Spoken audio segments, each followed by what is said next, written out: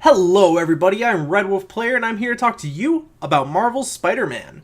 Now this game came out just a few days ago, September of 2018, came out for the PS4 exclusively. I played it on the PS4 Pro, maybe that's not exclusively, I guess two consoles, but they're the same.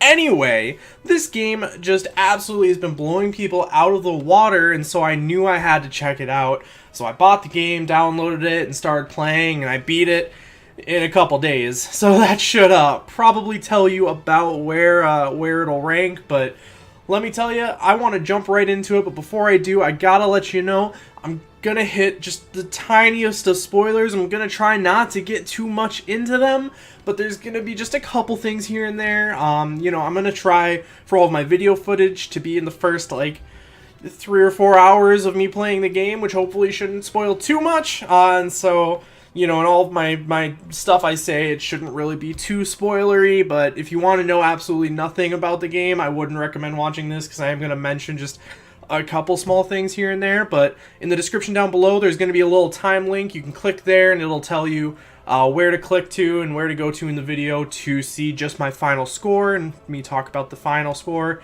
And so if you want to just see that, you can click there. With all that being said, we're going to go ahead and just jump into it. Playing this on the PS4 Pro, I don't even know what to say about the graphics that isn't obvious. Insomniac put their time into just crafting this absolutely beautiful world. I'll be the first to admit that some characters' faces, yeah, they look a little off sometimes, but otherwise this game is just amazingly beautiful in so many ways. I can't even really put it into too many words, and so, I want to give it 55 points. Now, when looking at combat in this game, there are two main things to unpack.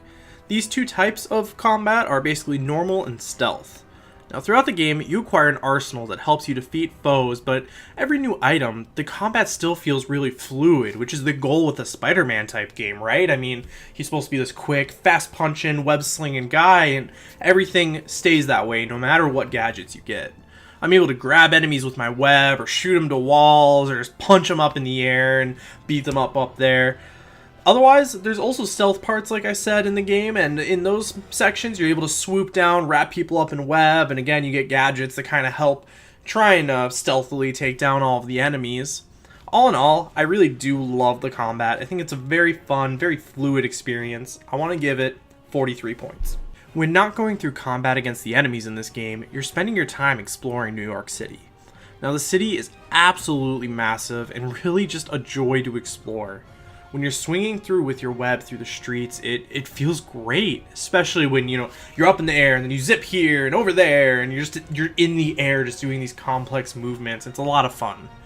One complaint I would say about exploration is when you're on the ground. I try not to be whenever possible, obviously, unless I'm in combat or something, but, when you're on the ground, you end up feeling really kind of clunky. I feel like I wasn't able to move as well, especially compared to in the air. He's supposed to be nimble on his feet. When you think about Spider-Man, he's able to move around real smooth, but this game doesn't capture that part of it. However, I really, like I said, just absolutely loved being in the air and moving around, and so I want to give exploration 57 points. Now, I wasn't aware when I picked up this game that it would have some heavier RPG influences, but it actually does. Even more surprising, it implements it very well. All of the upgrades actually make sense in this game, and as you go through, you gain more skills in the skill tree, or you gain new suits even. You're also able to gain, new tools. Like I said, in combat, you get a larger arsenal, and, overall, it all feels just very purposeful, and it feels useful every time I unlock something. It's not just throwing points somewhere and them just going into oblivion. I'm actually gaining something out of it. Because of that, I want to give upgrades 29 points. Oh man, there's a lot I'd love to say about the story in this game. I don't want to say too much, I don't want to spoil anything, but there are a couple points I want to hit. First, I loved the story in this game, alright? There were some really interesting plot points. Again, I'm not going to go into details, but I wasn't expecting some of them, and I think that's really great. Second, the writers in this game did an amazing job. All of the dialogue, it felt like I could have been reading a comic book while listening to this game and playing this game. And that's the goal, I think, with any work that's inspired by comics. Third and last, I absolutely love that they didn't start with the origin story of Peter Parker. You know, I know especially when Homecoming came out, people were like, oh man, it's just going to be another Spider-Man reboot. But, you know, that movie and this game were already with a grown character. This game even more so than the movie. And, you know, it's not just some novice who gets bit by a spider and then has these amazing skills and can perfect them immediately. No, he learned all of it before, and he's still learning now, which is really, really great to see. Because of all of this, the story deserves 72 points. Last thing I want to talk about is the side content in this game.